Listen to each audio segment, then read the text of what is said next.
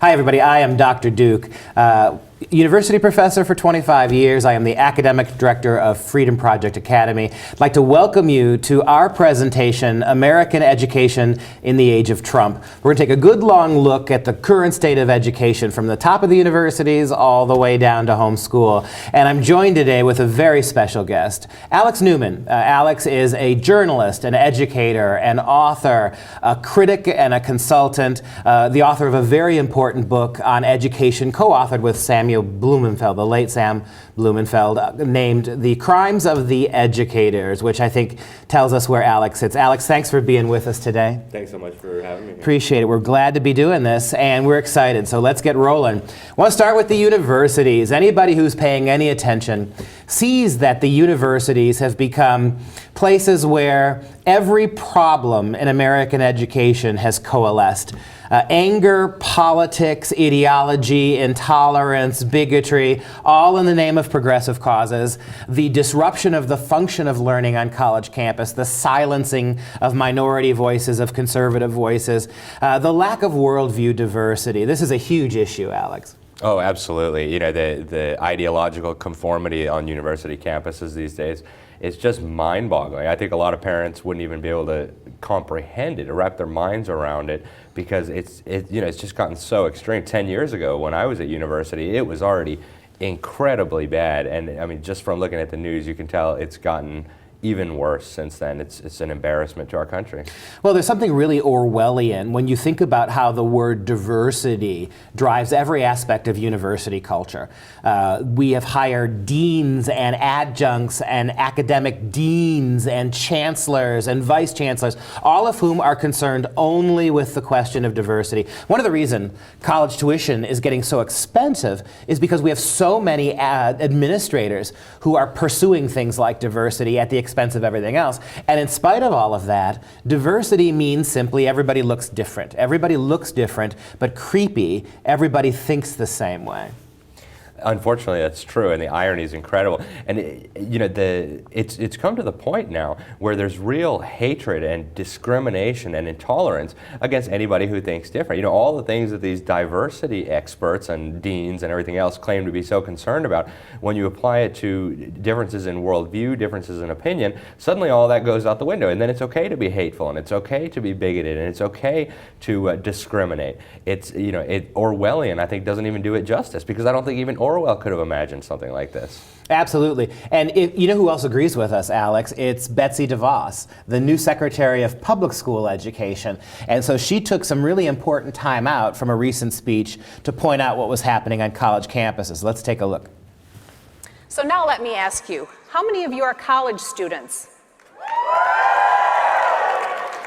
Well, the fight against the education establishment extends to you too. The faculty, from adjunct professors to deans, tell you what to do, what to say, and more ominously, what to think.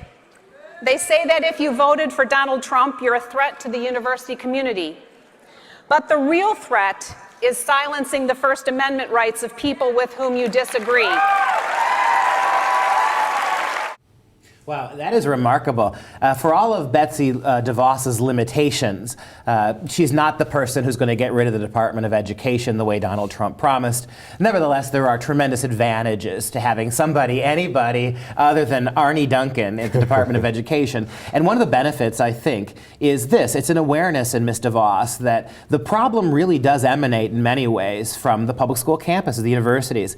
What we're seeing with Common Core, what we're seeing with the ideology that's taking over the elementary, middle, and high schools, intellectually it comes from the universities. And her calling out the universities is a remarkable thing.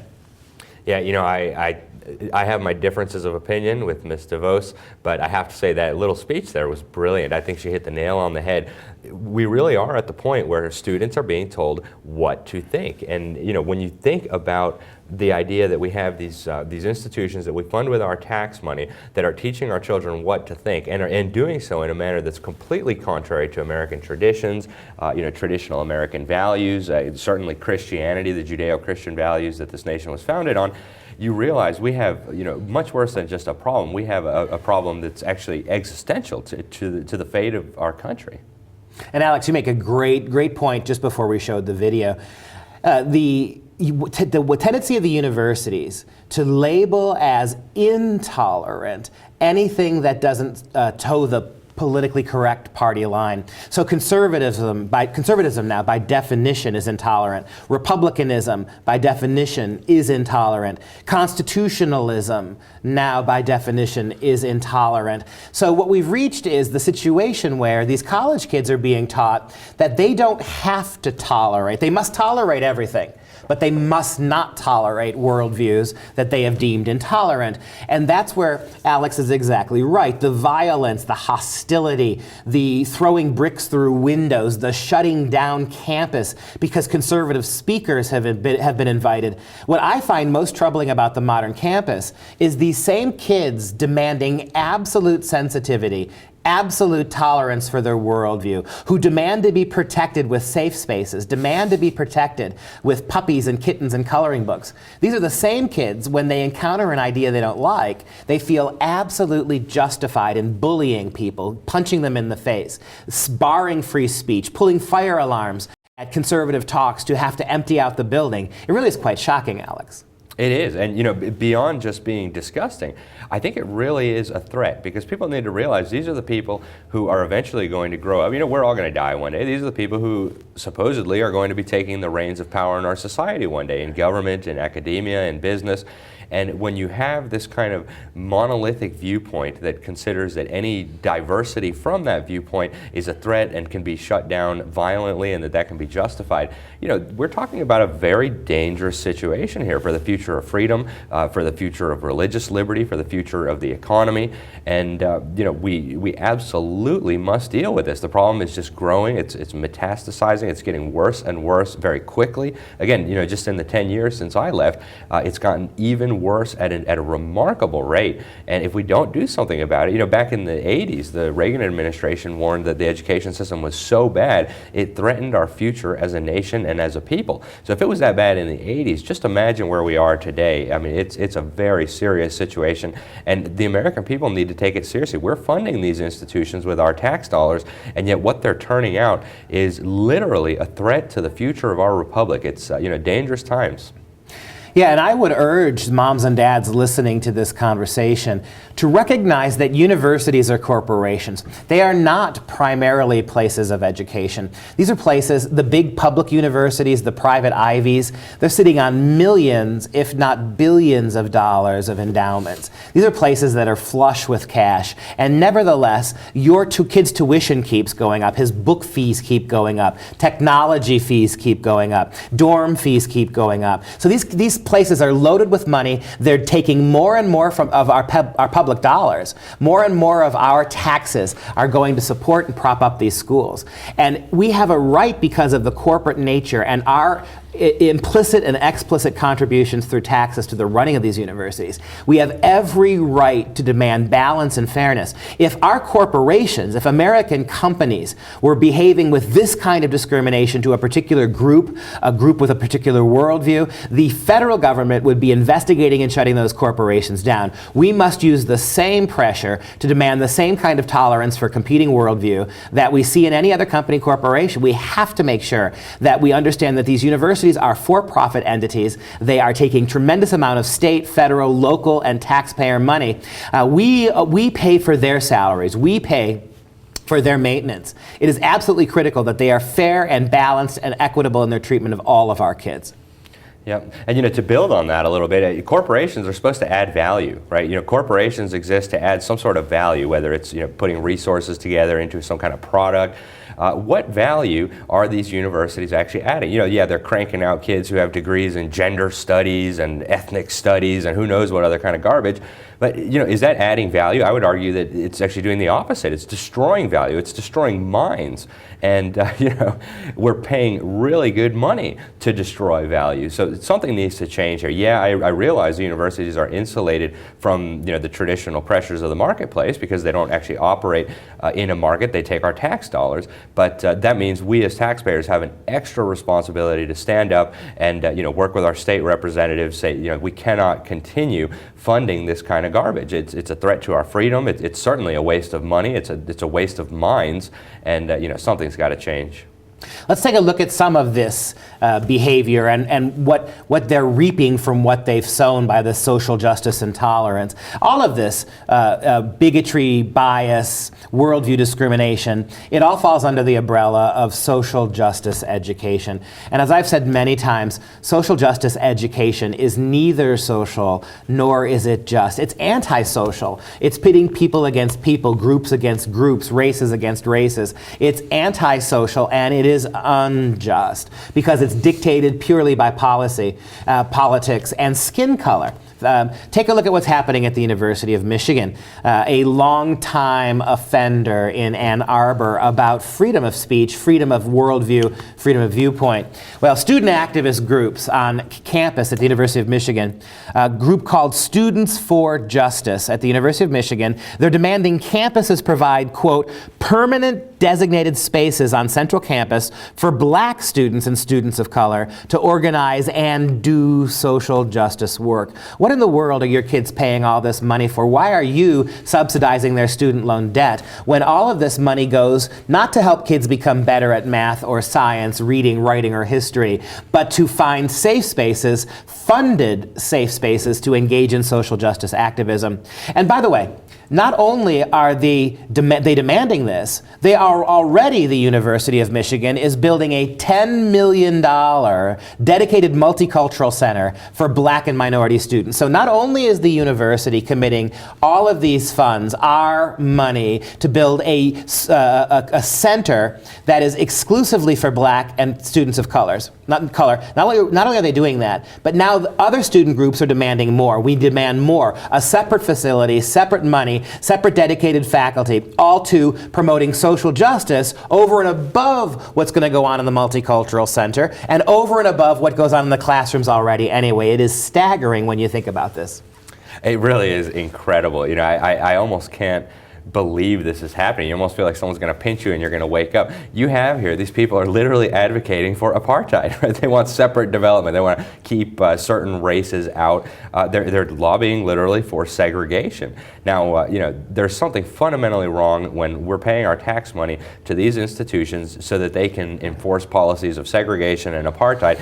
And the irony is that so much of this is done under the cover of anti-racism. How could it be anti-racist to have this obsessive focus on race to the point where you want to exclude people of a certain race from some area or from some activity? I mean, we have entered the world, just a complete... It's like an insane asylum being run by the most lunatic people in it. Something is really, really wrong here. And I think from the outside, maybe on the campuses they're in their little bubble, but I think from the outside this is self-evident to anybody looking at this. So we need to bring these kinds of things to the attention of people in positions of authority, people in positions of influence, so that we can sort this out. Because it might be fun and games. It looks maybe kind of funny, humorous, but the consequences are real. And again, I emphasize again, I think this stuff is dangerous. Yeah, and the thing that we really need to take away from all of this is that classical liberalism is dead. We can't call this liberal. These are not liberal values. As much as I object to much of the liberal platform, this goes way beyond that. This is leftism. What you're doing, the classical liberal university professor used to argue that under the skin we were all the same, that the purpose of a progressive society used to be to get colorblind, right? To make it so that we didn't see color, that we didn't treat people according to their race. These leftist ideologues are actually, as Alex pointed out, they're segregating on the basis of race. Their entire platform is racist. Your color, your skin color, your gender, your sexuality, your ethnicity, these completely determine what you are. And so if you happen to be of the privileged minority complexion or sexuality, then you cannot possibly be a racist. racist, and nothing you can do can escape racism. And so it's a huge, reductive, incredibly simplistic approach. We're spending all this money to educate our kids, and we're basically telling them that you are no better or worse than your skin color, that the amount of melanin in your skin determines your worth or your lack of worth, that we can discriminate now in the name of non-discrimination. This always blows me away, that in the aim of non-discrimination, the objective to be non-discriminatory, we must discriminate to bring that about is staggering in its illogic. It really is amazing. You know, you would think that some of these people would have taken logic courses in middle school and high school. FPA offers those. Why don't the other schools offer it? Because if anybody was actually thinking about this, if you think through this, it is nonsensical by definition, and yet it's happening. It's being perpetrated with tax dollars, and it's really sad. And again, I can't emphasize strongly enough. I think it's very dangerous. I think when you think about what the logical conclusion of all this is, where does all this end up? You realize that we're marching toward a very dangerous situation. Violence is already happening. We see this on the college campuses. The anti-fascist movements, ironically, behaving just exactly like fascists. So we have a very serious situation on our hands, and I think parents really need to take this seriously. For one, you want to be careful about where you put your kids. You don't want to pay good money. You don't want to let your kid end up with hundreds of thousands of dollars worth of debt to be brainwashed into this kind of nonsensical behavior, nonsensical worldview. And at the same time, as parents, we have an obligation to protect our children from this, to give them the foundation in logic, in reason, so that they can see through this. Love what you said there about anti-fascist groups, so-called anti-fascist groups, acting as fascists. From the historical record, we know that one of the reasons that the Nazis were so successful is that they ginned up fear against the Bolsheviks, right? So one fascist group arguing that in order to fight fascism, we have to oppose this fascist group, right? So fascism, justified by fighting fascism, has a long history in the totalitarian left. And this is exactly what's taking over our campuses now. And the linchpin, the philosophical, it's not even really philosophy, the political linchpin of all of this on campus is our next slide, so-called white privilege. This is an absolute affront. It is the argument that to be white is to be racist. And now, you may never have had a racist thought in your life. You may have never have mistreated anybody, but simply by being a particular quote-unquote color, you participate in systemic oppression of other people based almost exclusively on race. And so there is no autonomy, there is no free will anymore, there is no choice. Fascism always works this way. There is no choice. If you are white, you have no choice but to participate in racist systems. And it is counter-liberal, it is inhumane, but this is the social justice methodology that guarantees, it's not too extreme to suggest that the way white privilege is theorized on college campuses has much in common with the way Hitler theorized race in books like Mein Kampf. And it gets back to what I was saying about this being really dangerous. And it's unfortunate, too. I know we're going to talk about the public schools in just a little bit, the government schools. This has bled down all the way down to the lowest levels. So you have little tiny kids who, never had a racist thought in their life. They never thought about the color of the skin of their friend. It just hasn't crossed their mind because they're little kids. And here they are being indoctrinated, being told that there's something wrong with them, being told that they need to feel guilty because of how they were born, because of their immutable characteristics. I think it's abusive. It's harmful to children. It's harmful to their mental well-being. It's harmful to their spirit. It's certainly harmful to their academic learning. And what does it accomplish other than divide people, helping the establishment, the elites, divide and conquer people? And to go back to what DeVos said, I love her comments about the education establishment. That's something I've been harping on for so long. We really do have this education establishment, and I don't think they're clueless. I don't think they're out of touch. I think this is all very malicious. I think it's very calculated to bring about certain end results that they're hoping for, and that is hatred, that is division, that is the ability to manipulate people and make people cower in silence. And we need to stand up to this stuff. There's nothing inherently racist about you because of what color you were born with. So it's depressing. I think it's really sad. And again, it's something that I think we must resist. And if you look at the slide, this is at a tiny little Elizabethtown College in Pennsylvania. Moms and dads, this is not just happening on the major progressive campuses. Even the small liberal arts colleges, all across the community colleges even are beginning to bleed into this.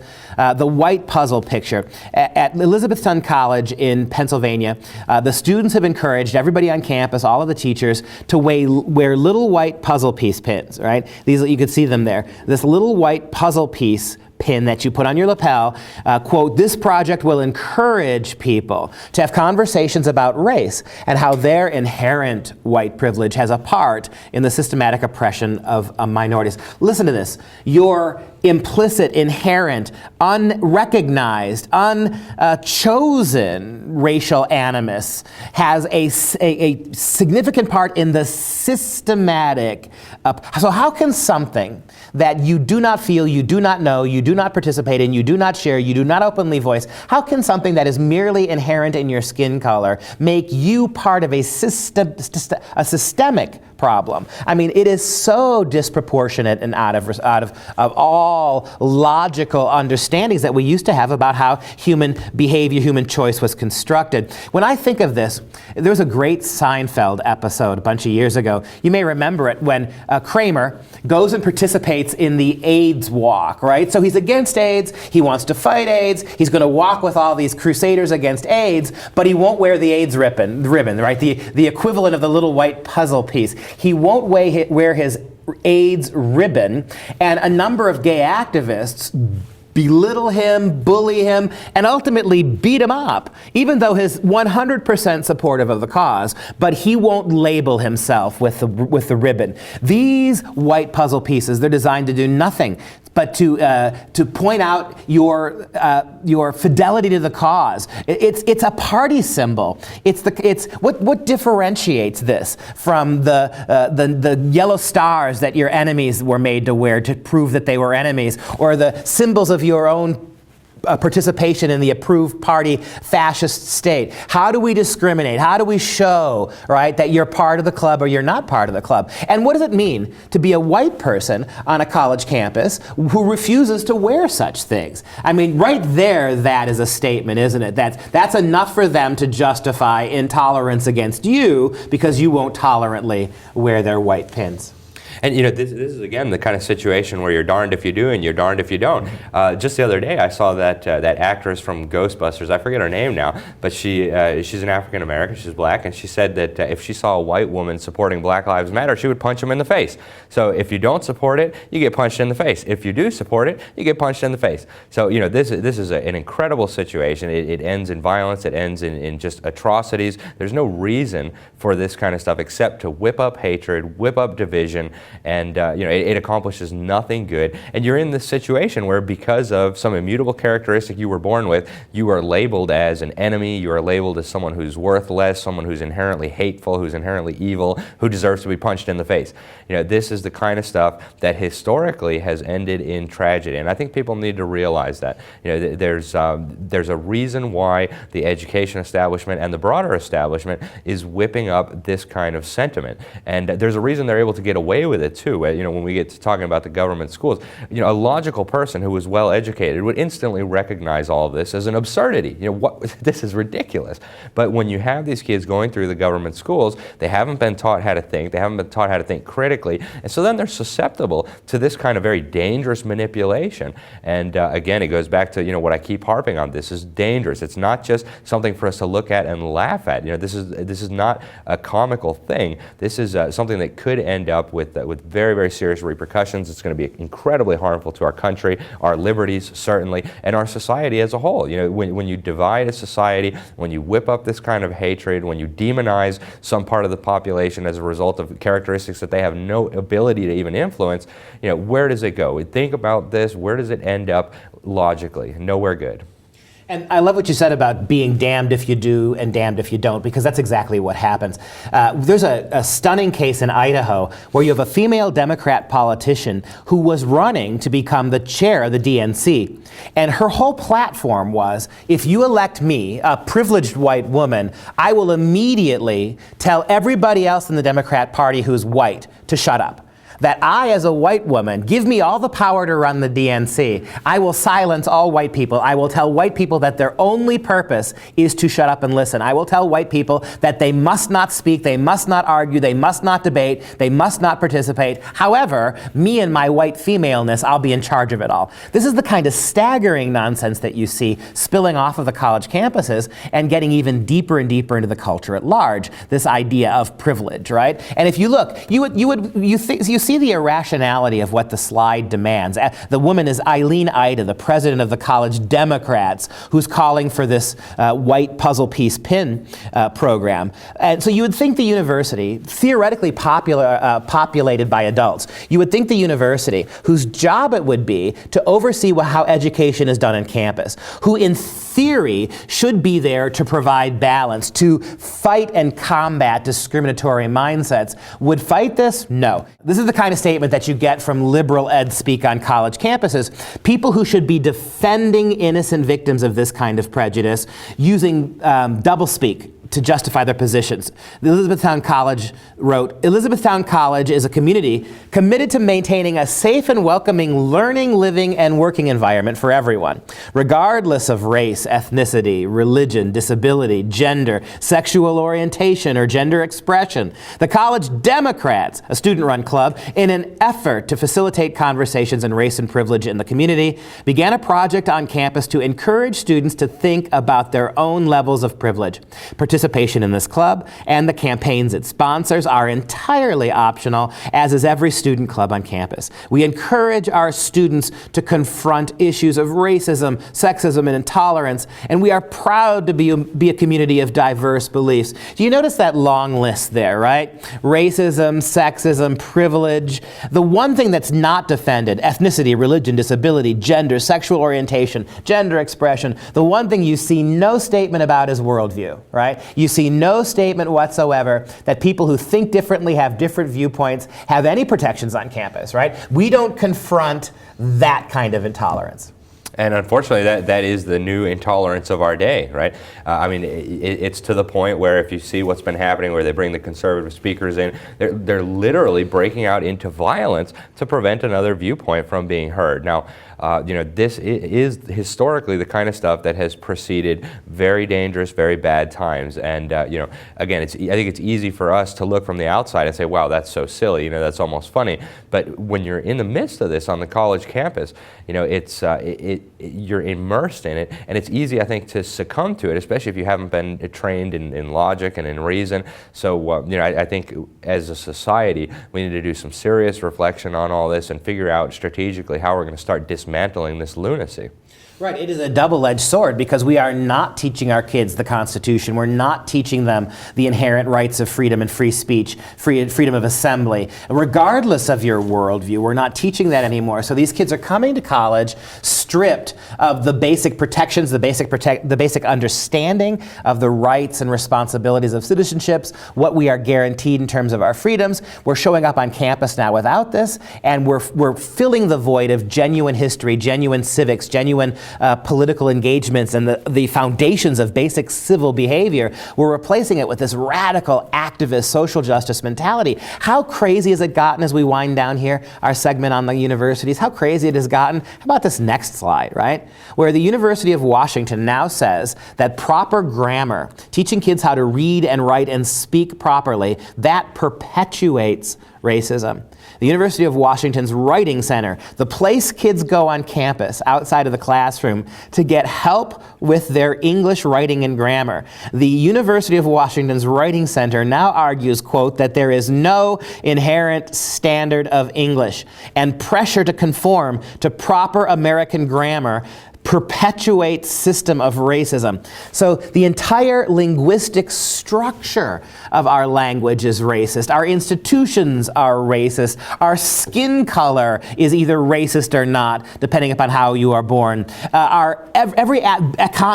The economy, economics is bigoted, debate is bigoted, universities, institutions are all racist and bigoted. In other words, anarchy. The only way you fix this is to tear everything down, to unmake everything, to stop speaking any recognizable language, to stop participating in any kind of government, any kind of civics, any kind of economy, do away with it all, and then try to reconstruct from the ashes of anarchy the just utopian communist state. That's all I can figure out that they want, right? Let's completely remake everything. But we have 100 years of history that demonstrates that when you create this intellectual anarchy, this vacuum at the center of civilization, it doesn't result in greater justice and tolerance. It just results in fascism. Some strong man steps into the void and twists it all to his will. We have so much evidence for that. I think you're absolutely right, and I think the danger is clear if you look at history. What the cultural Marxists have done, and if you actually read Gramsci, he talked a lot about this. Take down the culture, abolish all the traditions, Western civilization. That's the way that they realized they were going to be able to bring down our societies. They realized that with strong families, with Judeo-Christian values, with religion, with traditions, it was going to be impossible to tear down a society and rebuild it in the totalitarian image that they wanted it. And I think this all needs to be seen in that context. This really is, it's much more than just an attack on proper grammar. It's much more than just an attack on a person because of their skin color. It's an attack on the bedrock of our civilization. And I think it's easy to take civilization for granted when you have it. But when it's gone, you have the law of the jungle. And we can see where this leads. Look in places where civilization has broken down or where it never arrived in the first place, and you see barbarism, you see anarchy, you see atrocities, you see starvation, you just see tragedy everywhere. So we need to cherish our civilization, we need to see the value in it, and we need to defend it. And unfortunately, the kids going through the schools, whether that's the government's kindergartens and elementary schools, all the way up to the government-run and the government-funded universities, they're not getting any of this. So, again, I want to emphasize we need to cherish these fundamental building blocks of our civilization and defend them from attack. And it's easy to see these things in isolation. Oh, that's silly. They're just attacking our grammar. How ridiculous can you be? But they need to be seen in the wider context, I think, which is the effort to really dismantle all civilized standards, all standards, period. And the purpose of that is to rebuild in a totalitarian image. And I love what you say about isolation. All of this is done in college campuses in isolation. America's bad, Western culture's bad, conservative values, the Judeo-Christian history of our nation is ugly and oppressive.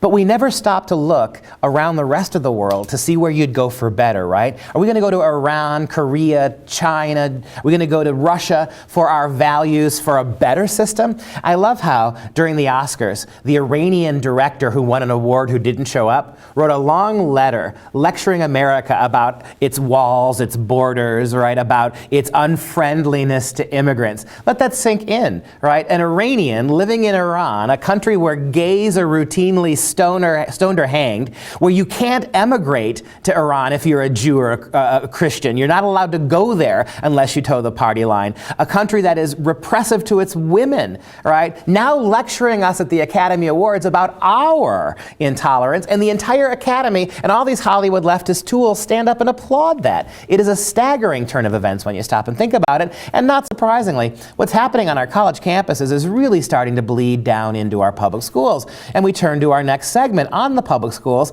and we asked a couple of activists and thinkers to give us their thought. If you were in charge of public schools for one day, what would you do? What would be the first thing you do? Our first commentator is a national radio talk show host, a tremendous Christian apologist, and a great thinker, Steve Deace. Here's his thought on how he'd handle that.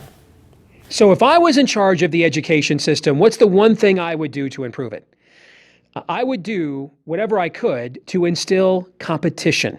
Competition is good in every endeavor, in every industry. Education is the #2 industry in America in terms of total revenues, behind only energy. And it probably has the least amount of competition of all of its peers. So what would I do to instill that competition?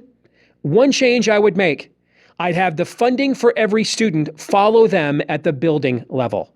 Meaning, if you want to be homeschooled, your funding goes with you to your homeschool. If you want to be private schooled or chartered school, your funding goes with you to the private school and the charter school of your choice. Not a voucher, not a tax credit. That's your money.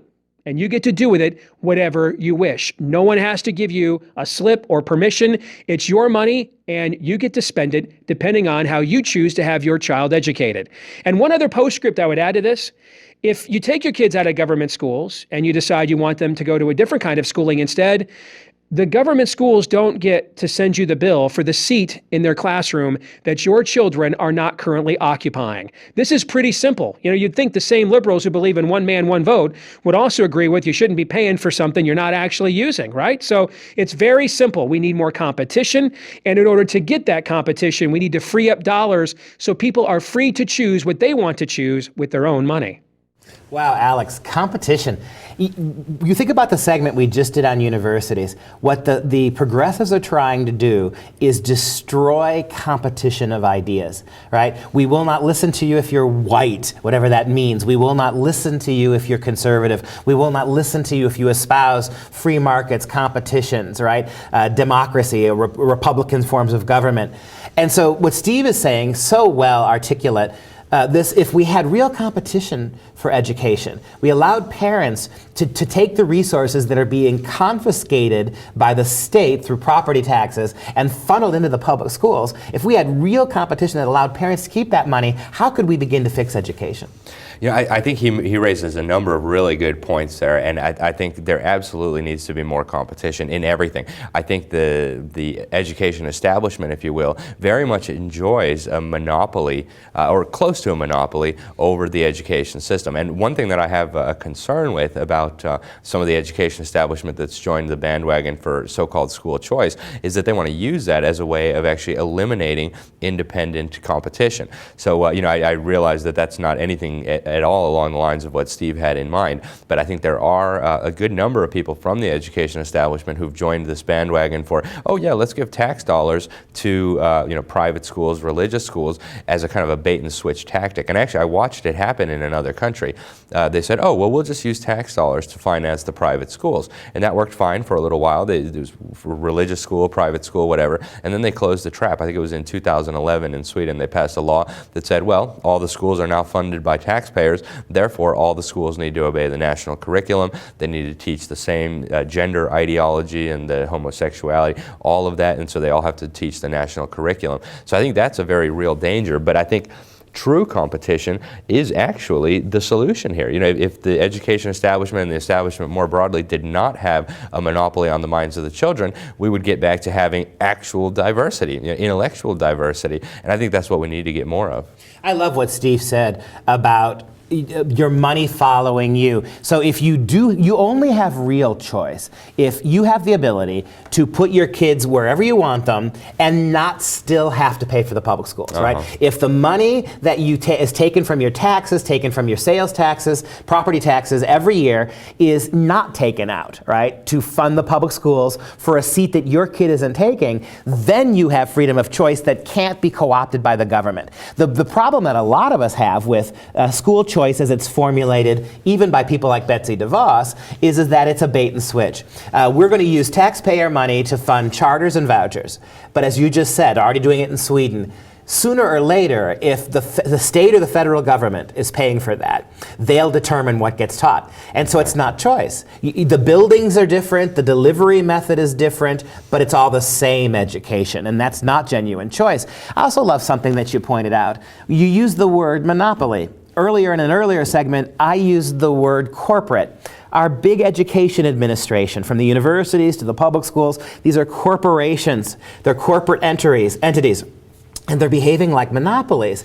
We would not tolerate this behavior in any other kind of corporate life. But because these are schools, and the government has such a stake in funding them and promoting them and using them to deliver ideology, we ignore the corporate aspects of them. Let's treat all corporations the same. And in the same way we would go after intolerance, bigotry, monopolistic tendencies in Wall Street corporations, we must also go after them in the universities to guarantee free education. Yep. And I think if even just a little bit of competition was introduced, as a saying that, okay, if you're a parent and you have children and you don't want them in the government school, you don't have to pay, that segment of your property taxes.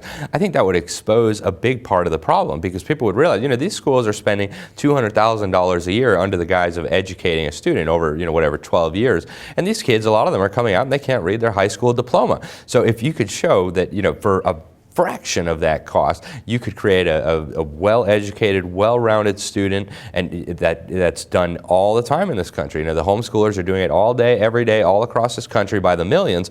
It would expose the entire fraud that is the government school system. And so I think it's a brilliant idea. I like the idea. If you're a parent and you don't want your kids to be put through this, I very much like the idea of being able to keep your money. The only reason I think we should be cautious is because the politicians will say, oh, well, we're giving you a tax break, therefore we want to attach these regulations to you. So if we can keep the regulations and the strings off of it, I think it's brilliant. What you just said is true. Politicians, right? The politicians always have a money-grubbing answer, don't they? And so what in the world, look at our politicians.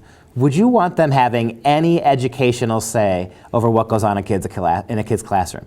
What in the world, how do we create a system where politicians are the primary controllers of what goes on in our kids' classroom? And forget the ethical and moral questions of having the traditional politician involved. What possibly qualifies them, right? This is the business aspect of it all, right? It's about taxing, spending, and controlling your kids with the message that's delivered to your kids. This is why education is failing. And let's take a look here. If we go to the next slide, this is really a alarming thing. We've been talking about the quasi-fascist aspects of so much of what is already happening on campus at the universities and what's going now on in the public schools. We all recall 8 years ago when President Obama took office, how many public schools were converted into little temples of worship for the president? Do you remember all those kids in public school time being forced to sing hymns and paeans of praise to Barack Obama?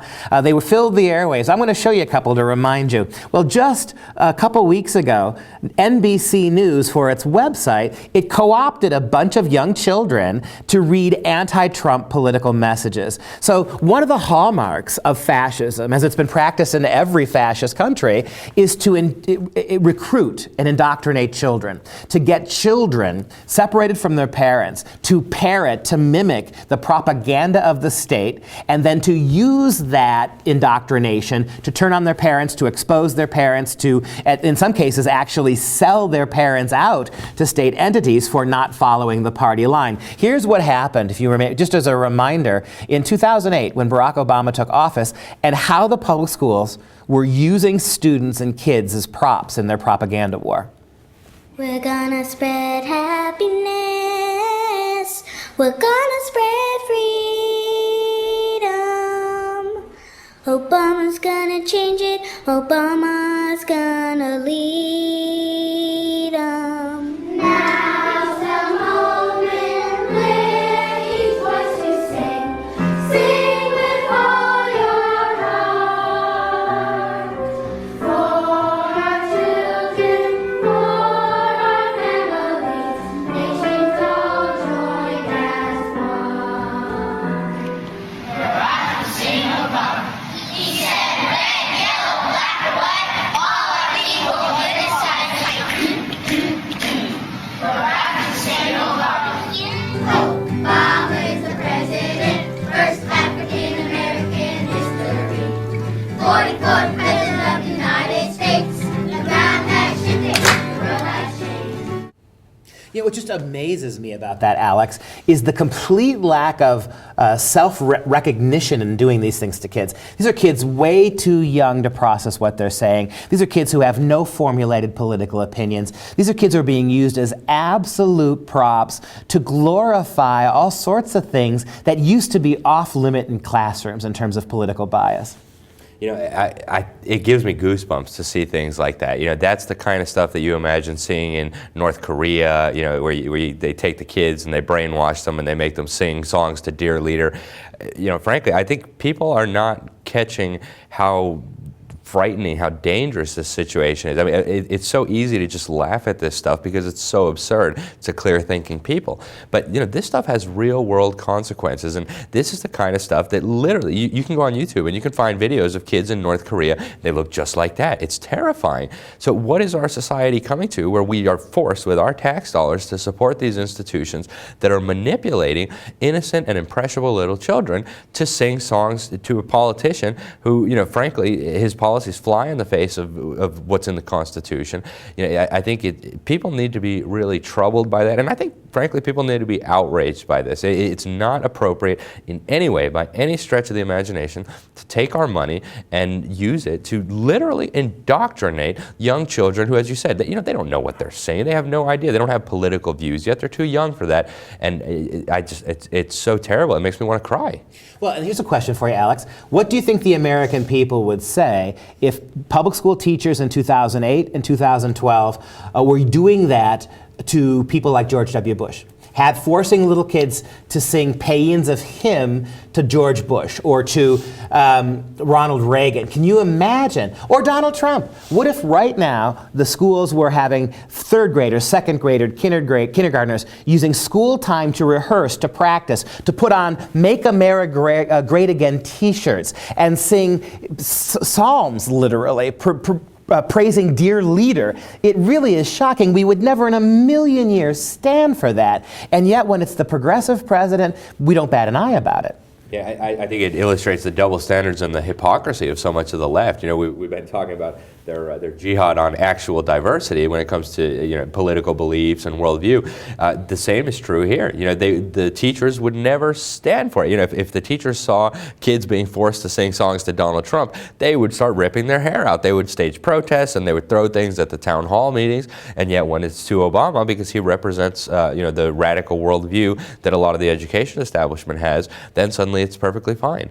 And I think we really, as a society, as an American people, we need to start dismantling this kind of stuff. And it starts by taking it seriously. Again, it's not stuff that's funny. It's not to laugh about. These are impressionable young children. These are beautiful young children. They don't deserve to be put through this, and their parents don't deserve this. I mean, nobody deserves to pay taxes to have their children brainwashed. Yeah, and we all know categorically that the public schools aren't singing hymns of praise to Donald Trump. We know already within 1 month of him taking office how many teachers in the middle schools and the high schools are sending kids out of class for wearing Trump hats, or the one teacher who pointed a fake gun at a picture of Donald Trump on the classroom blackboard and shot it, right? The kind of things that are happening in our classrooms are the exact opposite of what happened with Obama. Trump is being ridden down. Republicans are being accused of all sorts of racism, of xenophobia, anti-this, anti-that, simply by virtue of who the president is. And now NBC News has made a series of videos conscripting children into the same cause, right? And what bothers me about the clip you're going to see now is how, look at the eyes of the kids who are doing this, particularly the younger ones. These are kids who do not have any grasp of what the issues are. They're reading scripts, they're being prompted, they're being, again, kids being conscripted to do the opposite of what they did for Obama, in order to condemn new President Donald Trump. Take a look. When you speak on things that make me feel uncomfortable or I disagree with, you make me feel small because I know I can't change it. I want you to know that I don't like your definition of American because I don't seem to fit within it. Most of my family is black. I'm afraid that you're gonna hurt some of us blacks. Right now, you're just kind of in the middle. You're swaying towards bad, but I think you can sway back to good. You are here attempting to whitewash America. Some of my friends are really scared about you building a wall and the travel ban because a lot of their families live in different places. Well, maybe next time, just sit down in a quiet room and fully think about what you're gonna do before you do it. It's not fair for refugees. There's no need to garner so much hate for countries based on the actions of a single group or organization.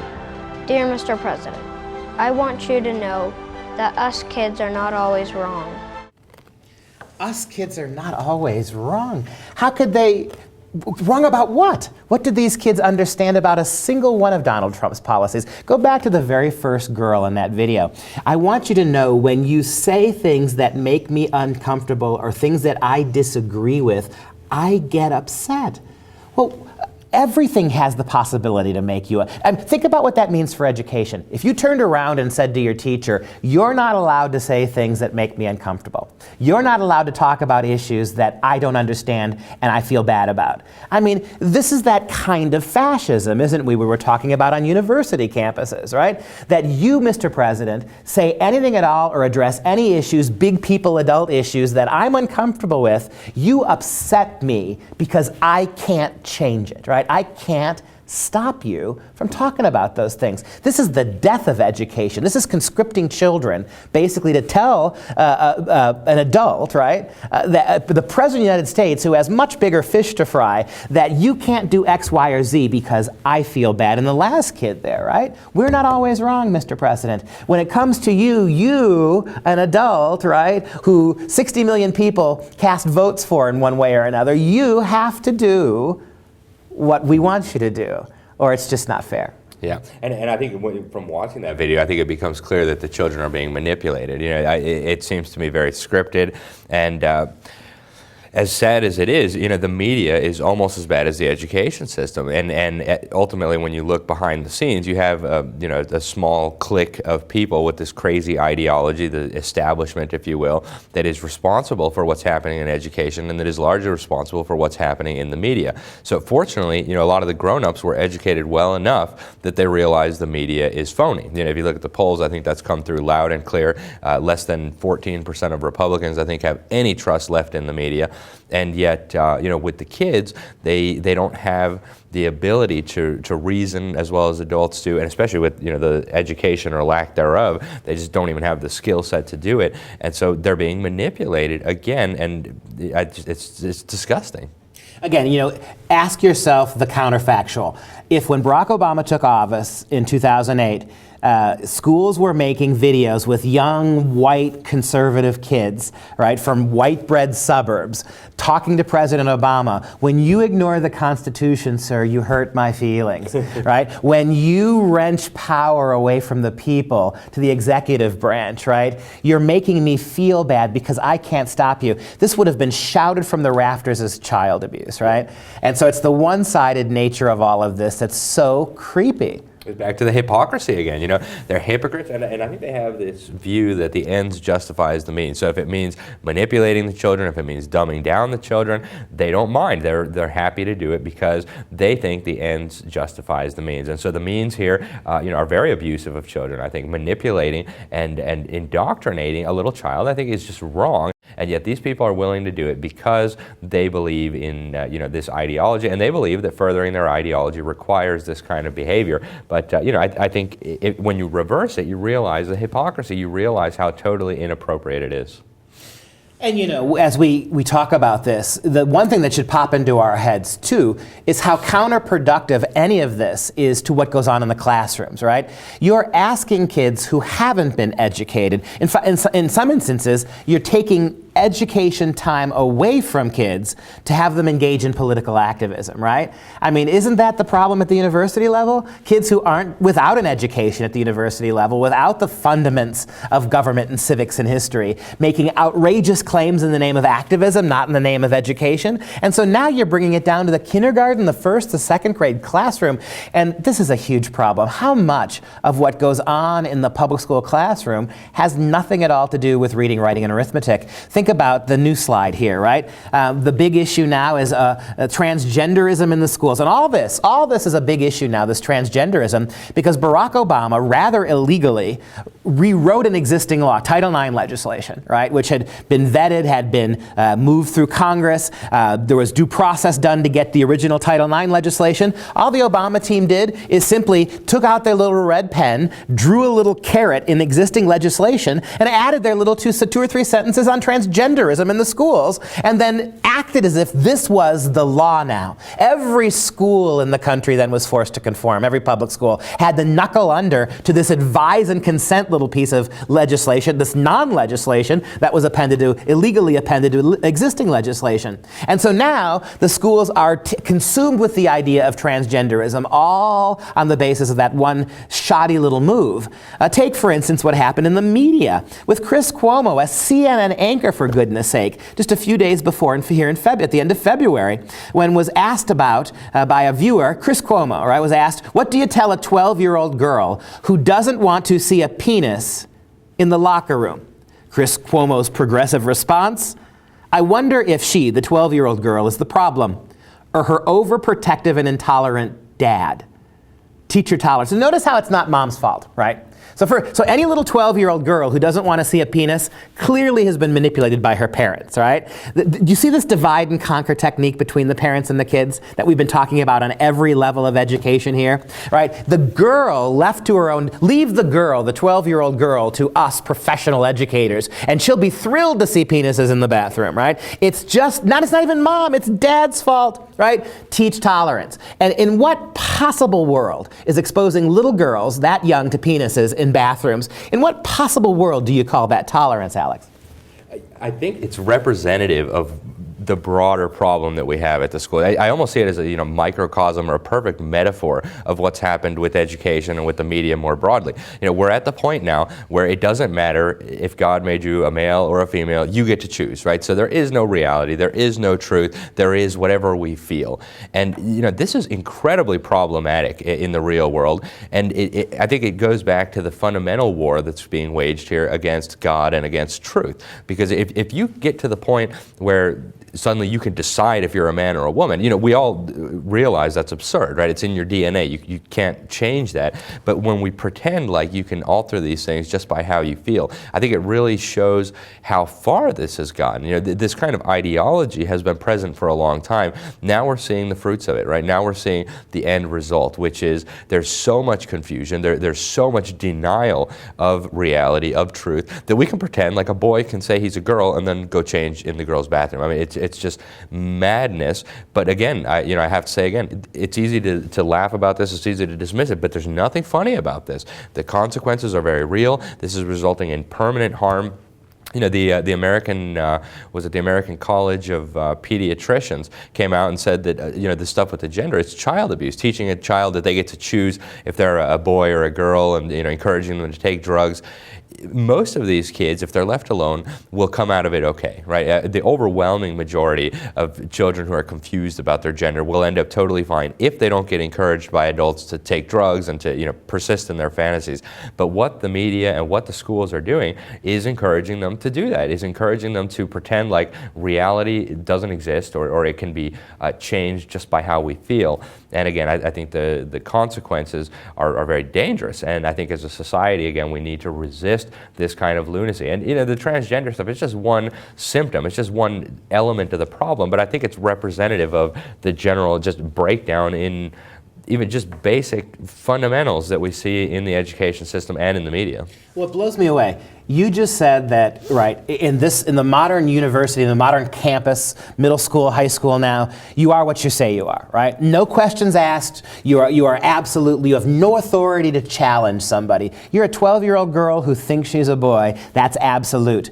That blows me away. But if you're born white, you have absolutely no choice to be anything but a racist or to participate in racism. You see how fascism works, right? That the kind of absolutes that progressives push on you when it comes to their own way of understanding. It's the whole biology versus gender thing. Science is absolute because most climate scientists believe climate change is happening. But when it comes to gender trumping the simple biology of sex, science suddenly doesn't matter anymore. So when science is on our side, when we progressives use absolutes to shut your arguments down, and when you turn that right back around on us, those absolutes now become completely subject to our subjective perspectives, right? Isn't this the way it always works? And it's the same thing with homosexuality. So you can be born a woman and decide you're a man, that's fine. But if you're born a homosexual, that's the end. There's no element of choice in that at all. And it shows you how incredibly inconsistent in terms of logic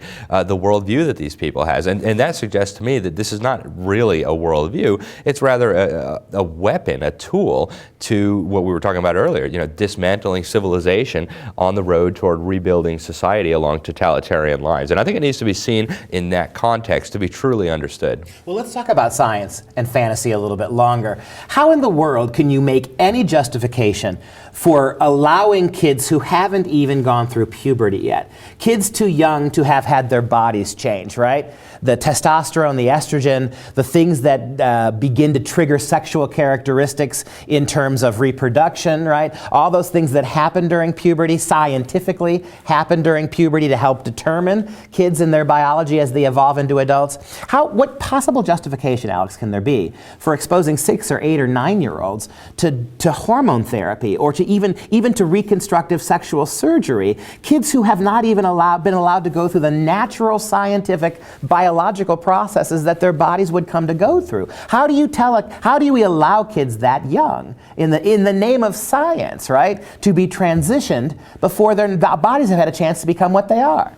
It's insane. I think it's criminal. And then on the flip side of that, you have them passing laws in California and New Jersey, trying to do it at the national level to ban, they call it therapy. If a kid has unwanted same-sex attractions, they want to ban any conversation with a psychiatrist or a psychologist or a pastor or whatever to help them work through that. So, it again shows the incredible hypocrisy, and it shows that it's completely logically inconsistent, the worldview that these people are pushing.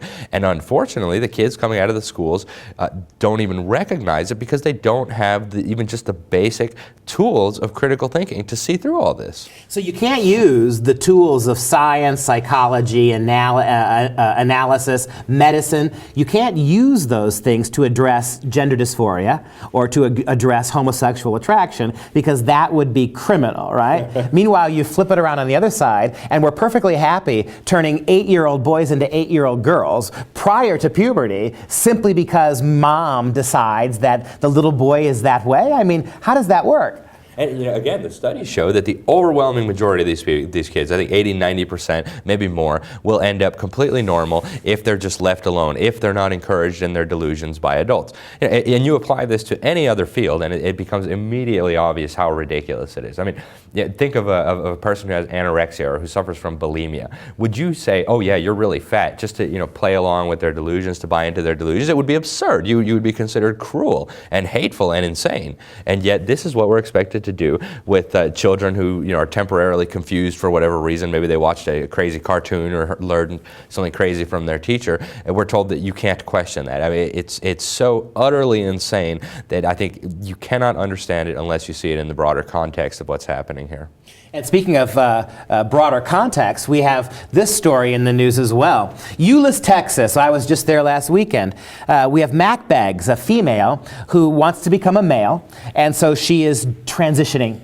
She's a female wrestler who is becoming male, and so she's taking all sorts of testosterone. She's going through the therapy and the treatments to become male, or well, what she would consider male. We have to call her him now, according to the media. But she's wrestling girls, right? So she is wrestling girls while she's on doses of testosterone that are boosting her strength, changing her body chemistry, right? And these girl wrestlers are getting destroyed by her because of the disadvantage here, right? And so take a look at the short clip here. Many in the audience feel Beggs has an unfair advantage on the road to victory.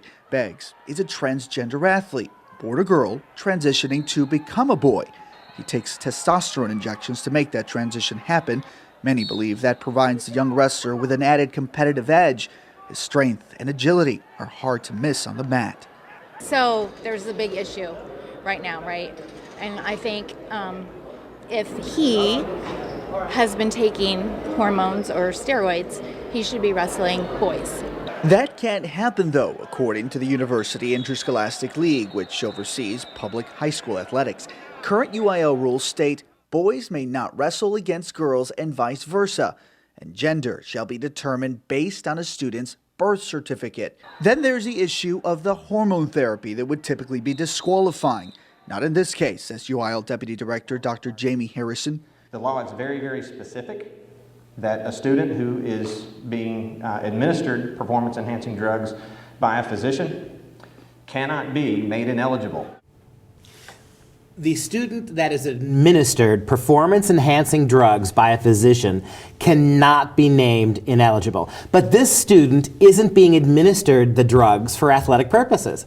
It's not like the person has a knee injury that requires steroids to heal, right? So then you let the kid play, if he can play, because that's a doctor-ordered course of therapy. This therapy is completely unrelated to the athletic circumstance, and yet they still apply it to that, right?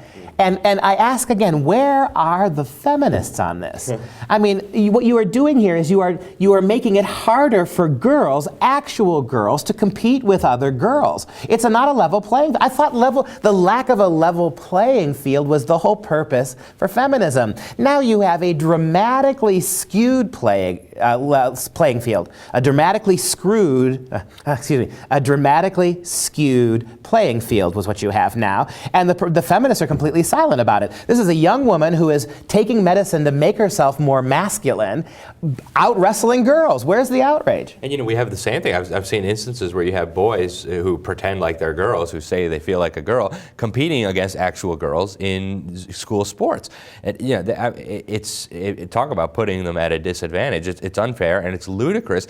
But when you buy into these absurd fantasies that we get to decide if we're boys or girls, or there's now this woman who says she's a different race than she is, and you have the trans species people. I feel like I was born a puppy or a dolphin or a baby, whatever it is. It goes back to what we were saying with the racist grammar, right? Grammar is racist. They're breaking down every truth, every objective fact, every reality, every standard on the road to rebuilding it, right? And this is what Gramsci was talking about. Antonio Gramsci, the communist who wanted to take over the institutions so that they could be brought down and then rebuilt in their image, rather than what we've had here for more than 2 centuries. And it's fundamentally very, very dangerous to our society, to our freedom, and of course to the future of our country. So the 12-year-old little girl who doesn't want to see a penis in the girls' room is either a bigot or has bigoted parents and needs to get over it. The 12-year-old girl who trains and works hard and practices to become the best girl wrestler she can be is now beaten out of her state title, beaten out of a crown, a title, by a woman, a girl, who has become a boy and taking very serious doses of testosterone to help improve that. That little girl's just out of luck now, right? Again, right? Where are the protections for the most vulnerable? On the mat, on that wrestling mat, the actual girl is the most vulnerable of the two. Where is the protection for her? In that bathroom, the 12-year-old girl is actually the most vulnerable of the two. Where are her protections? Well, it seems insane on the surface until you realize that there is a concerted agenda behind all this, and then you realize it's criminal. Let us move. The takeaway for me for what goes on in our public school section is the biggest danger of public schools is not the failed curriculum. It's not the bad pedagogy. It's not the lousy level of teaching instruction. It's not even the worthless standardized tests. All of those things are horrible. But the real problems in the public schools that supersede all of that are all of this external progressive garbage that's being jammed into your kids' heads 8 hours a day, 5 days a week, 9 months out of the year, from kindergarten all the way through high school. As bad as the non-education your kids are getting can be, this other stuff, this is the biggest worry that faces us today. And as we move into our final segment on homeschooling, what does this mean for homeschooling? I want to begin with Kyle Olson, another one of our experts, who, what would Kyle do? Kyle's the founder of EAG News. What would he do if he were in charge of public school for just a day? If I was put in charge of the education system, and I was the education secretary, which is good or bad, the de facto head of the education system, there's 2 things I would do. The first thing is, when I became the secretary, I would walk into that building, and it would be my mission to put myself out of a job. I would cut bureaucracy, I would cut regulation, I would detangle the federal government from schools, from states, from local communities, get them out of the way, and let parents decide what is best for their kids. How did we reach a point where parents, who are the primary stakeholders of their kids' education, both voluntarily send their kids to public schools for these indoctrination centers, this lack of a real quality education, 8 hours a day, and yet then are also deprived when they protest what's going on in these public school classrooms. They are the ones who are most disempowered. They are the voices that are the most marginalized. How did this happen? Well, you know, it's been a really, really long process. Sam Blumenfeld, who we'll hear from in a little bit, and I document this in the book. If you go back really to the earliest time, you can look at Horace Mann, who imported the socialistic Prussian system with a goal toward indoctrinating kids in statism. You know, by today's standards, what he was into was very mild. Then you get into John Dewey, you know, around the late 1800s, early 1900s, who really hijacked the system that Mann brought over, literally for the purpose of doing what the system is doing today, which is indoctrinating the children, leaving them with a very, very poor education, if you can even call this an education, giving them reading disabilities. And his agenda was very clear. You know, he didn't even actually bother to hide it. He wrote about how he wanted to turn America into a communistic, a socialistic country with no private property. He was a very prominent humanist. He was one of the signers of the first Humanist Manifesto. And so his goal, and you know, they wrote this in the Humanist Manifesto, they wanted everybody to get over this idea about God, right? We need to drive God out because God doesn't exist.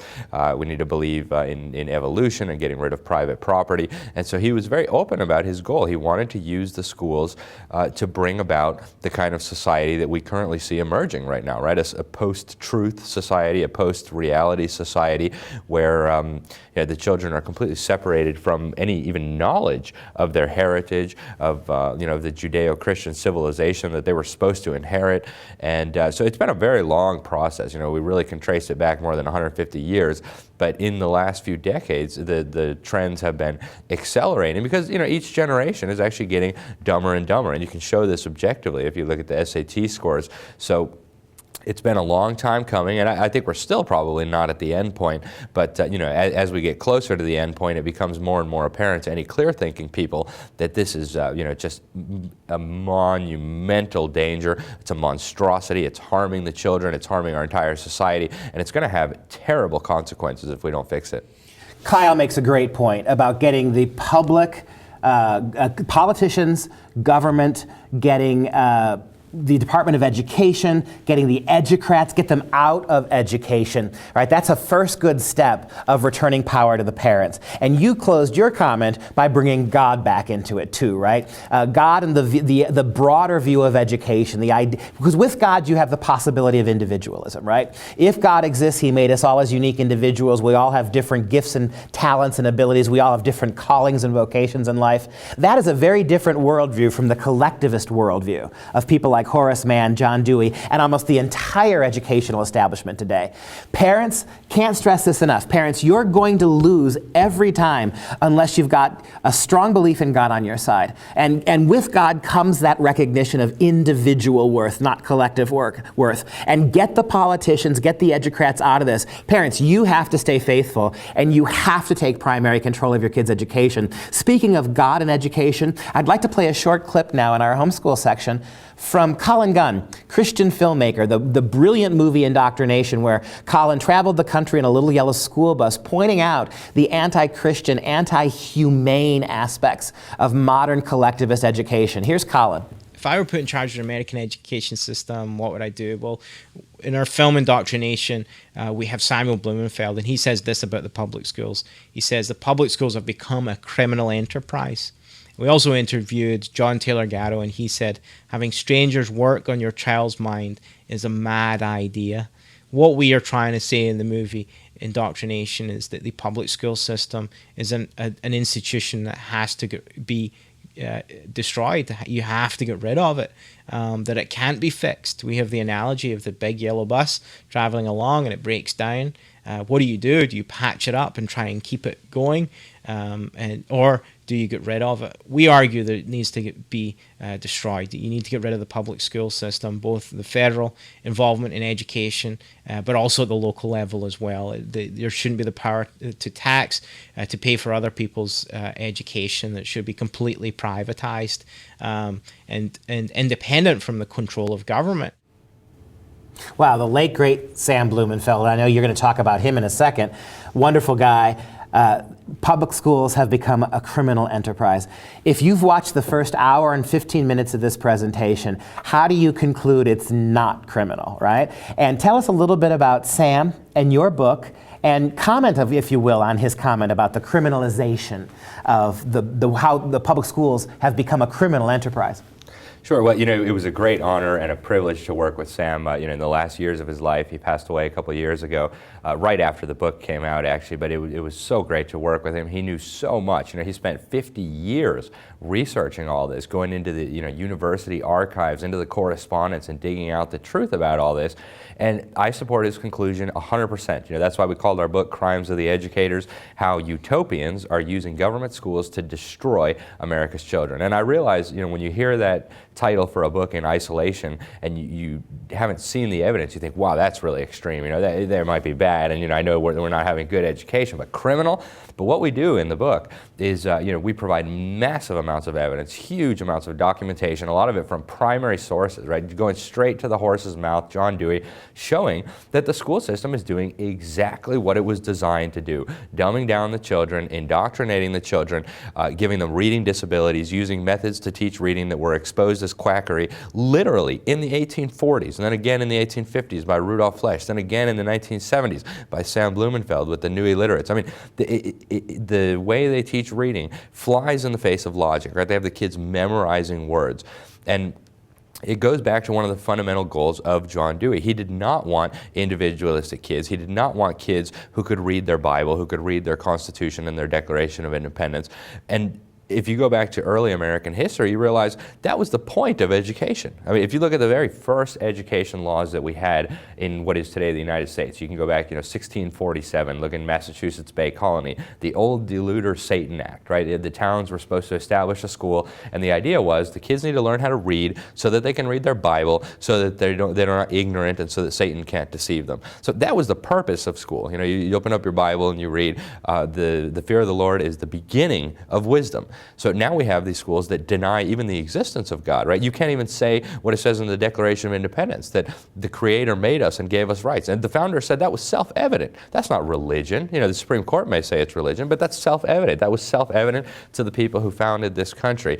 And we see the fruits now. Our society's falling apart. Our government's out of control. 20 trillion in debt, 200 trillion in unfunded liabilities, abortions and drugs and crime and gangs, and it's getting worse, right? This stuff is all snowballing, and there's no end in sight. And Sam and I both attribute the bulk of these problems to what has happened in the educational system, starting with the kindergartens and the elementary schools.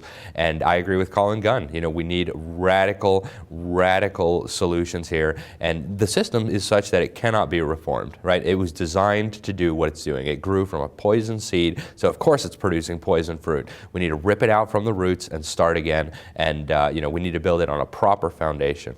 It is amazing when you think about the role of syndicates, right? The mob, the mafia, this or that gang. Is it fair to say, and Colin's saying it, you're saying it, everything we've seen here for an hour and a half seems to reinforce this, that what this educational establishment has become is the largest underground, above ground syndicate in maybe the history of Western culture, right? This is a huge, across-the-board organization designed to make education less effective, to make it less individualistic, to make it more conformist, less efficient, to make it more political, to make it serve the ends of very narrow political ends of a very small group of people. How do you escape that conclusion? And if it's true, and I want you to reflect on that, but move to the second quote that Colin Gunn brought up from John Taylor Gatto, right? That allowing public strangers to educate your kids almost exclusively is madness. It is, and I think there's been a very concerted effort, a deliberate policy, I would say, to get both of the parents in the workforce. And part of the reason for that is because that allows the utopians, the John Deweys of the world and his disciples, to grab the minds of the kids, to monopolize the minds of the kids. And You know, I agree entirely with John Taylor Gatto too. Actually, he's one of the people that we dedicated the book to. He understands what happened. He was one of the teachers of the year multiple times in New York, and what he did was completely the opposite of what the education establishment wants. He gave the kids freedom. You know, he told them, use your brains, think about things, do your own research. So he took a totally different approach than the dumbing down that goes on in the schools, and it was very effective. And so, you know, eventually he couldn't participate in the system anymore. But he's right on the money.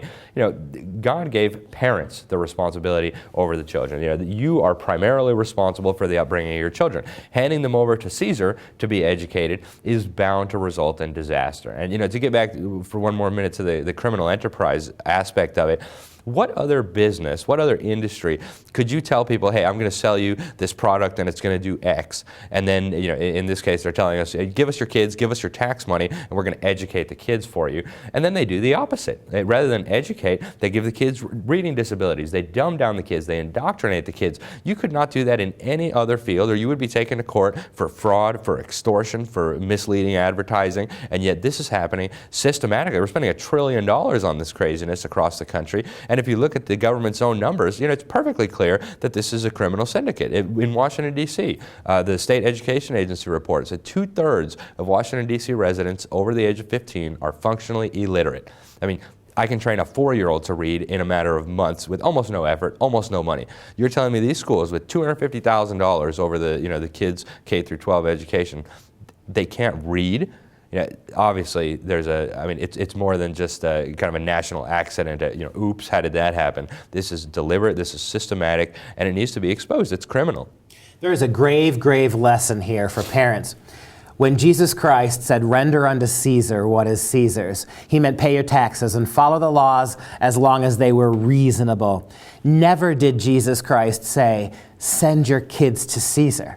I mean, it's absolutely inconceivable. As a matter of fact, Jesus said, suffer the children to come to me, right? You pay, if the coin has got Caesar's head on it, you give it back to Caesar. It's garbage, but you bring the kids to me, right? This criminal syndicate now, right? There's no other way to label this.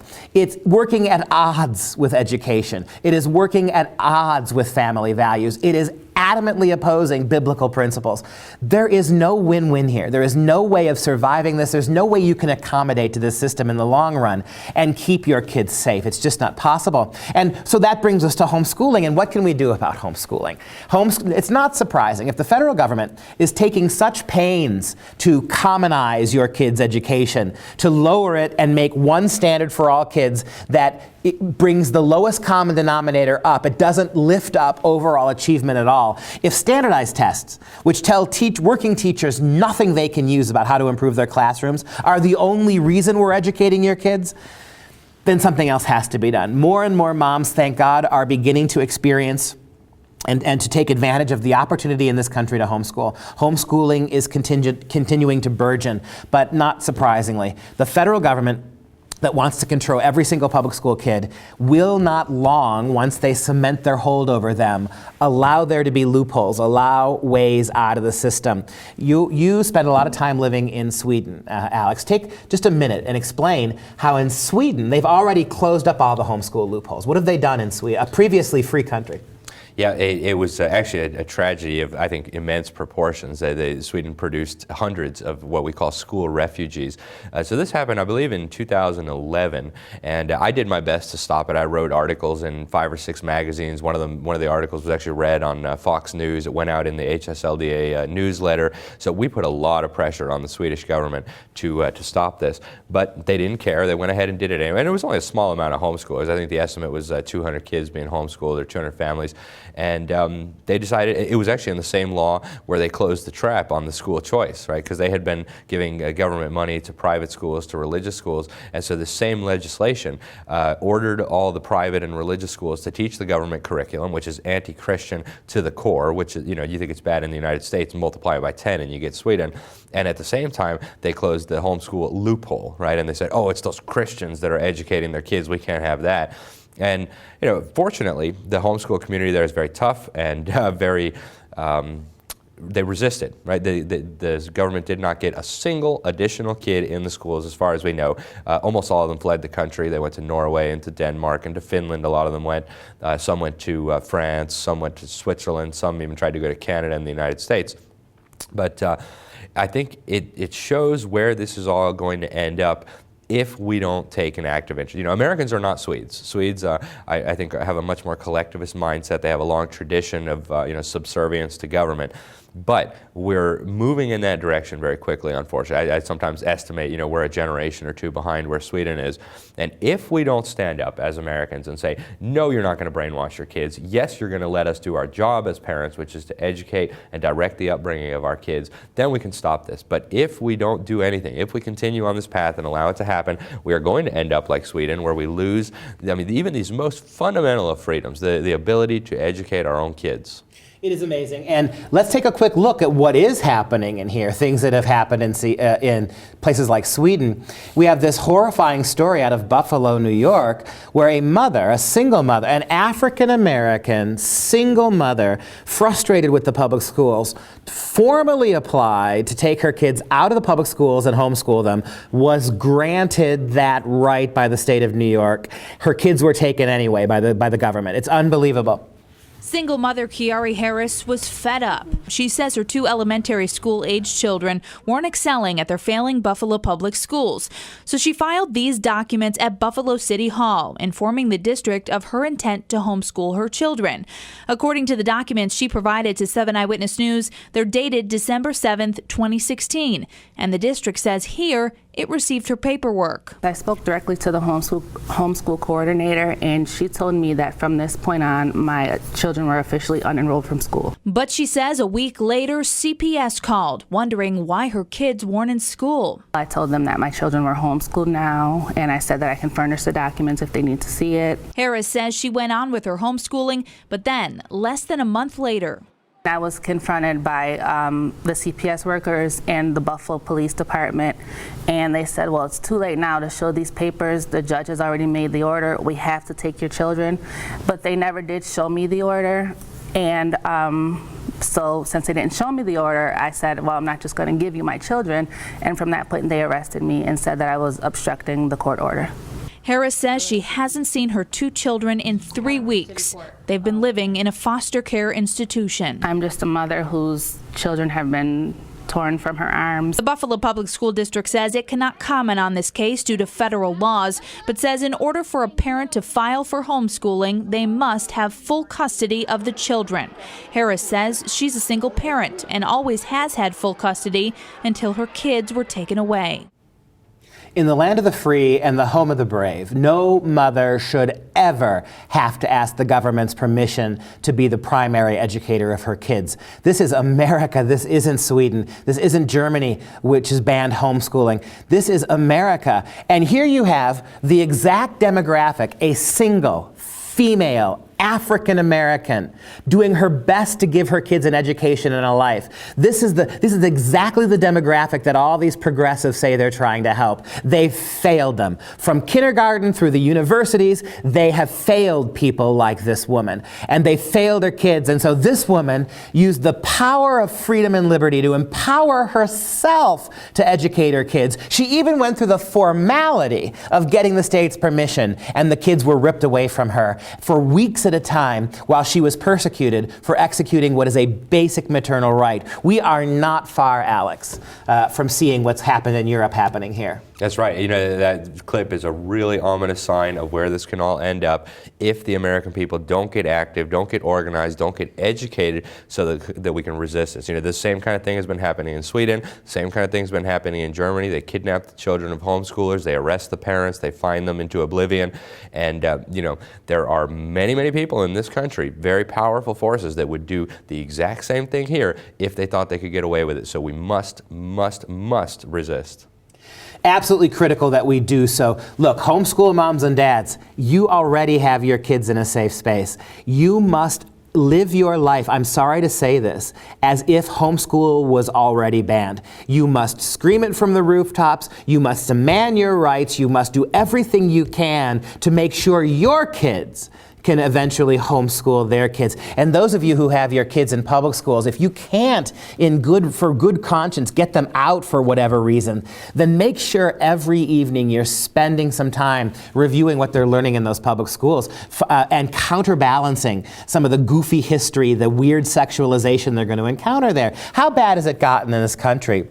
When we look at our last slide, because now Donald Trump is president, and because now Betsy DeVos has been confirmed as the education secretary, liberals now, the same liberals who for 8 years have told us the Second Amendment was evil and guns were the scourge of the nation, are buying guns now, liberals, at record numbers because they're afraid of Trump, right? So now that their guy's not in power, all the liberals have suddenly found the Second Amendment. Well, guess what? Now because the liberals are so afraid of Donald Trump, they're also becoming, you guessed it, Alex, advocates for homeschooling. We've got some slides here, right? Since Betsy DeVos has been confirmed, a Twitter poster by the name of Baisley said, quote, looking up how to homeschool my kids, right? She says, because that's what has to happen. Because Donald Trump is going to destroy the public schools by pulling all of this political indoctrination out of it. So this homeschool mom potential is going to have to go to homeschooling to fix what's broken in the public schools. How about Kimberly Trierweiler on Twitter, right? She feels broken. Safe spaces. She writes, DeVos, ugh, so glad I'm not a teacher anymore and my children are not in school anymore.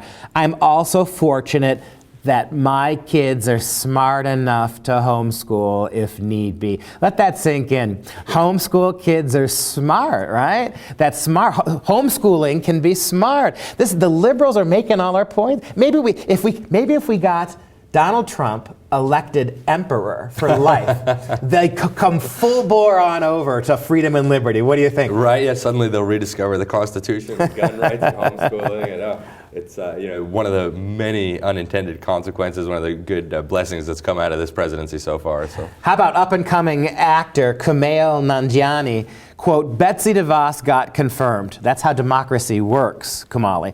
I thought you had it in India. Betsy DeVos got confirmed. Everyone who voted for her should be ashamed.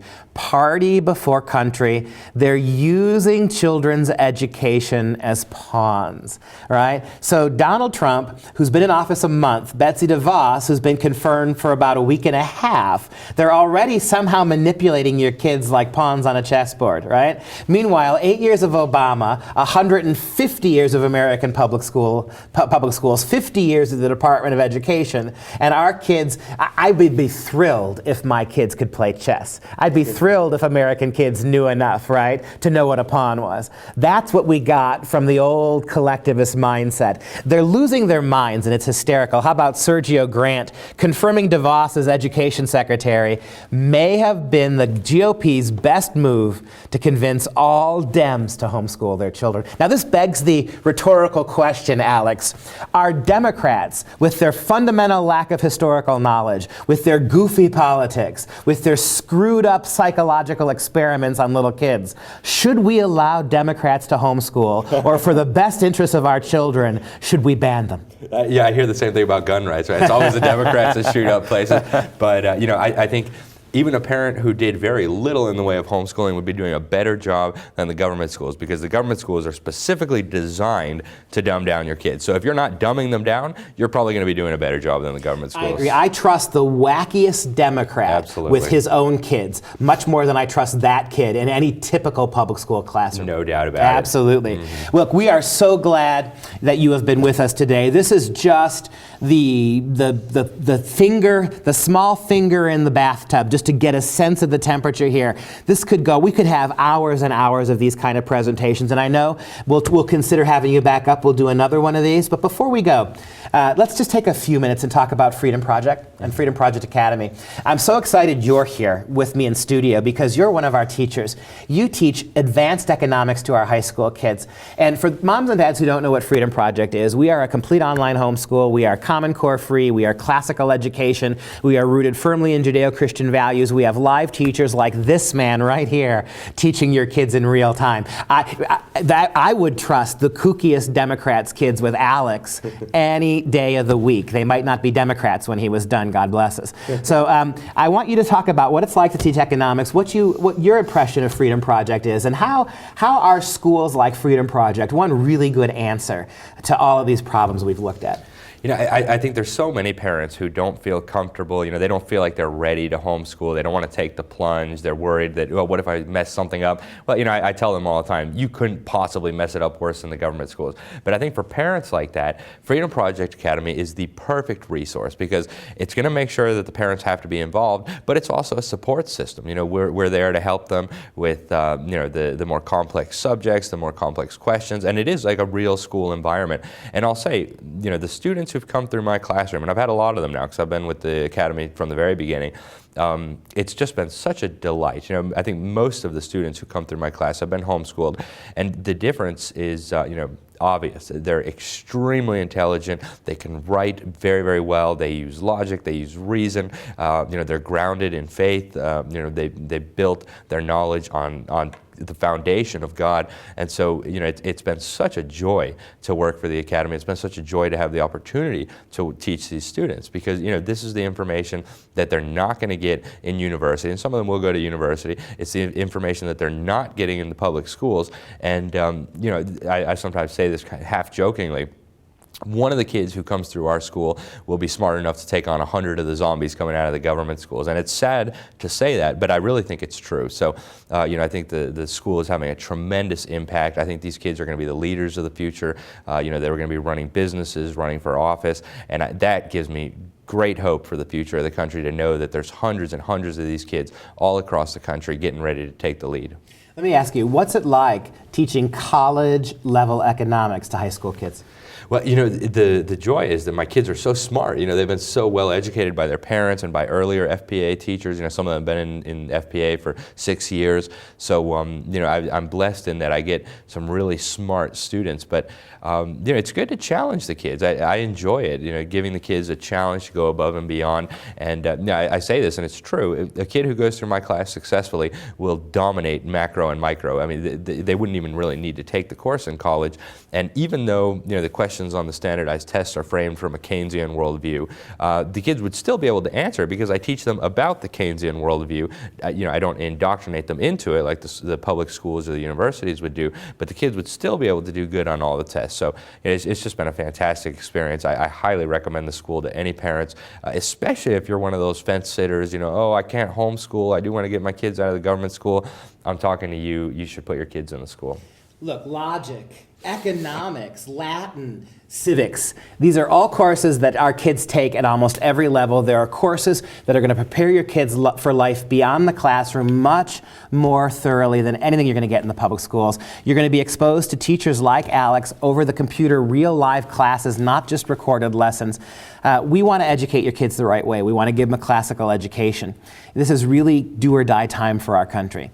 We want kids to not be zombies. We want them not to be drones. We want them to be free to discover what their worldview, their perspective is. Our motto at Freedom Project Academy is we teach them how to think, never what to think. And so we are enrolling classes now. We're going to be enrolling classes into July. We ask that you come to Freedom Project Education, take a look at what we have to offer. FPEUSA.org. We have all sorts of information on the website. Give us a call. We'll let you know what we're up to and what we do. We have all sorts of really great programs. I'll say one last thing. We don't just require in high school our kids to study American history. They take 3 years of American history, but while they're taking American history, they take 1 semester of American history followed by a semester of civics.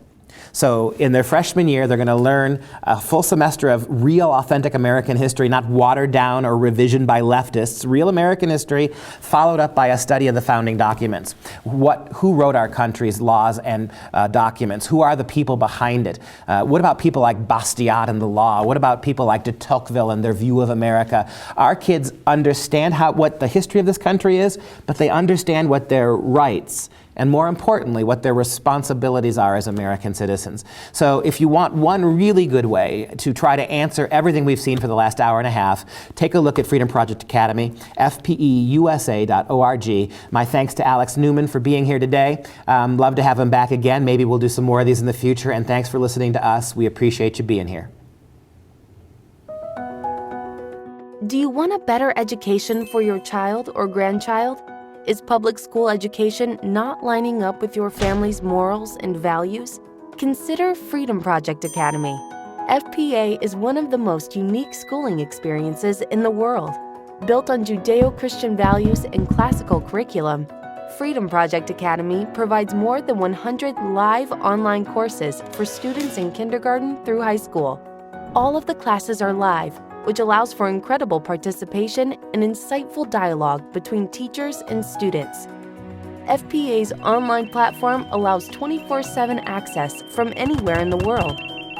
Freedom Project Academy can be everything you need and more, with live class instruction, teacher hours, recordings, assignments, quizzes, tests, grading, and transcripts, all provided. Families can enroll students full-time or start with just a single class. It's entirely up to you. Students are taught discipline, structure, responsibility, and organization in every class, skills that are essential for life after school. At FPA, students are going to read and write, not just type, but physically write and develop strong foundations in math, English, science, and unapologetic history. Students are taught to think critically and in turn will receive an incredible foundation and skill set to make them competitive in higher education and the marketplace. Hey there, my name's Kimberly Schlattman. I'm with the country music band Little Big Town, and my daughter attends Freedom Project Academy. And I wanted to tell you how very much we love it and why we love it so much.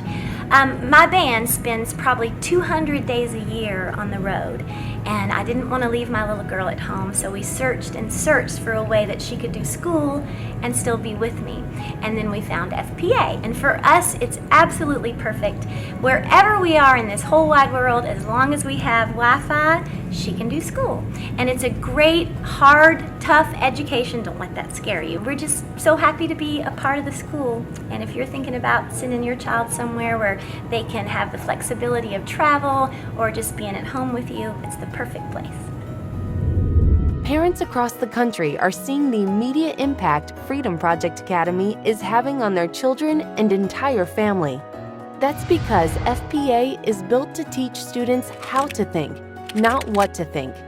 Freedom Project Academy is faithfully educating America. Enrollment runs March through July. Visit us online and request your free information packet today.